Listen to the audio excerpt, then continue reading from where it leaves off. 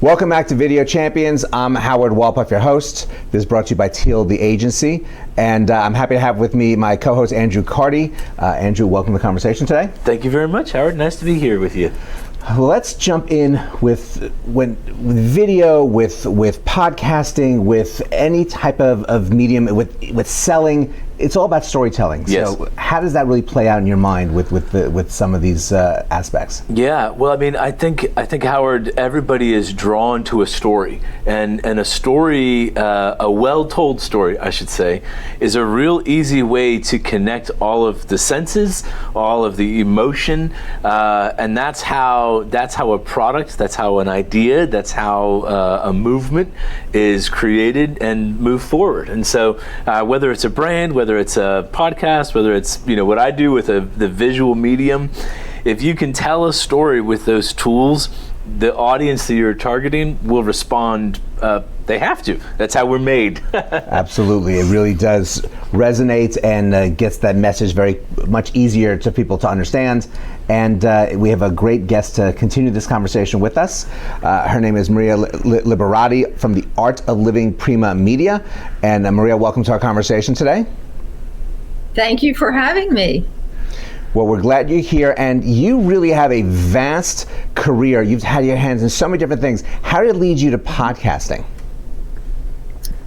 Well, truthfully, I was supposed to start another TV series and a radio show that was actually, the radio show was going to occur in Philadelphia, and also the TV series, I was filming in both Italy and Philly, but the pandemic happened.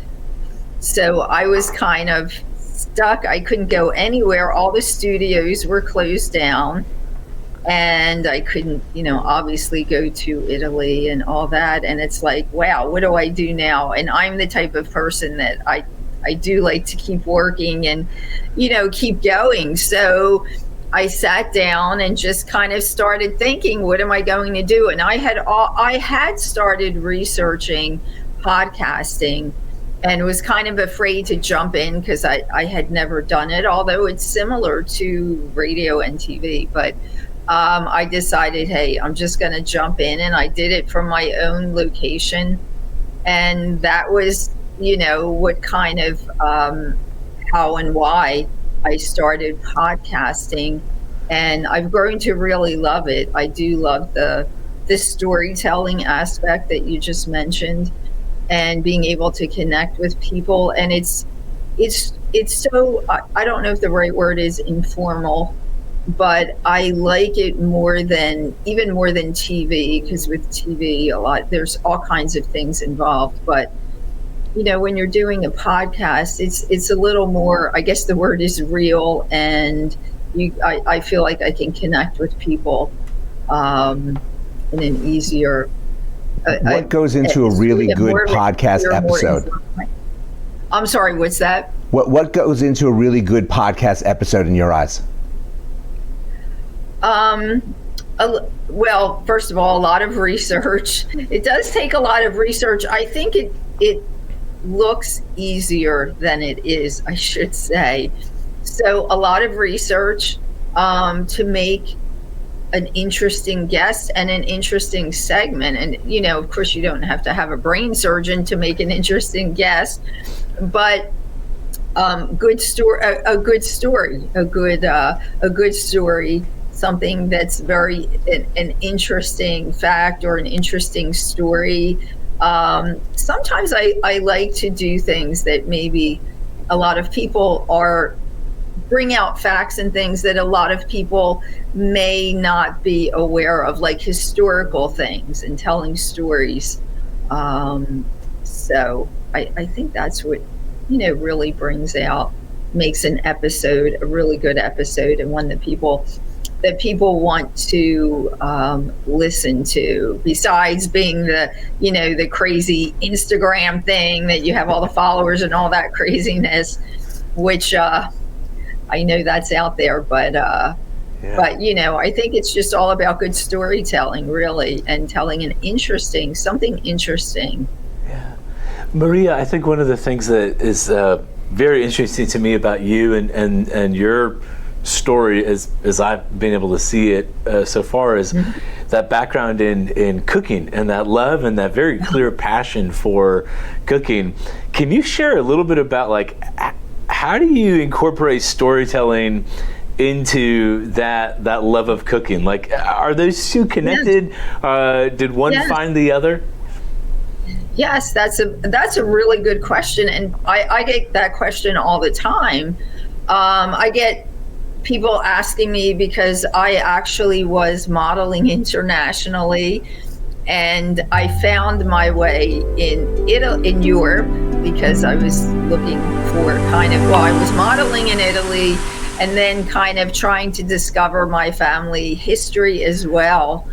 And I kind of stumbled into, if you go to Italy, it's really not hard to discover the wonderful food there. And I just started, I was meeting all my cousins and relatives that, I would go to their houses and they would cook these amazing meals as if they were professional chefs, and they were not. And my grandparents were great cooks too. They were from Italy. So I started, though, I was like, oh my gosh, it would just amaze me how they would whip up these things. And I started becoming more and more intrigued into the culinary field.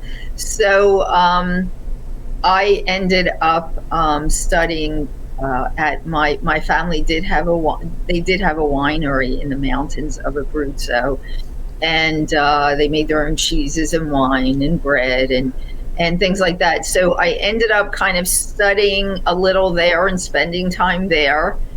And then I ended up actually a famous artist, an Italian artist, painted a portrait of me, and I got to stay at the family farm, which the family was heavily involved in the Parmigiano Reggiano business. Wow. So I got to actually study the business of making Parmigiano Reggiano, which was just so amazing.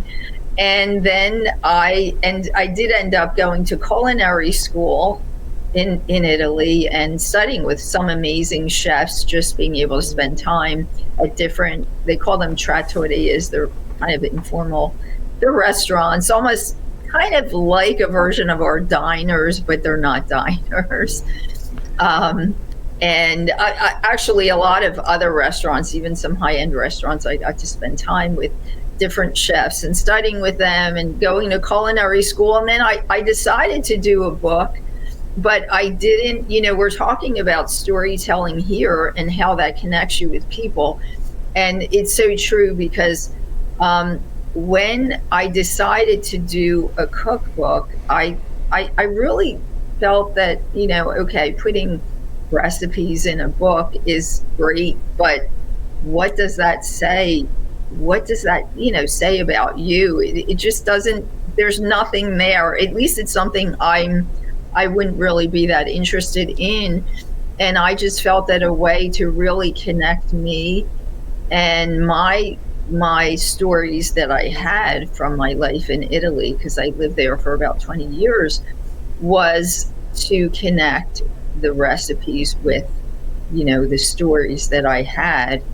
And so that's how I decided to bring that all together. But as far as connecting, my life with food, that was kind of the connection. And of course, my major in college was foreign languages. So I knew Italian and French, a little Spanish. So the Italian and French really helps when you're studying the culinary arts, especially in Europe. So it sounds like you had some really amazing experiences in all of that, in developing these culinary skills and experiences in different restaurants, and we see how that really plays into storytelling. So we really thank you for joining us and sharing all of this with us today. Mm-hmm. Sure. Great. Yes. And Thank you all for joining us as well. There's so many different ways to tell a story, whether it's on video, whether it's on a podcast, whether it's in a dish, and the history of what the recipe is and where it comes from.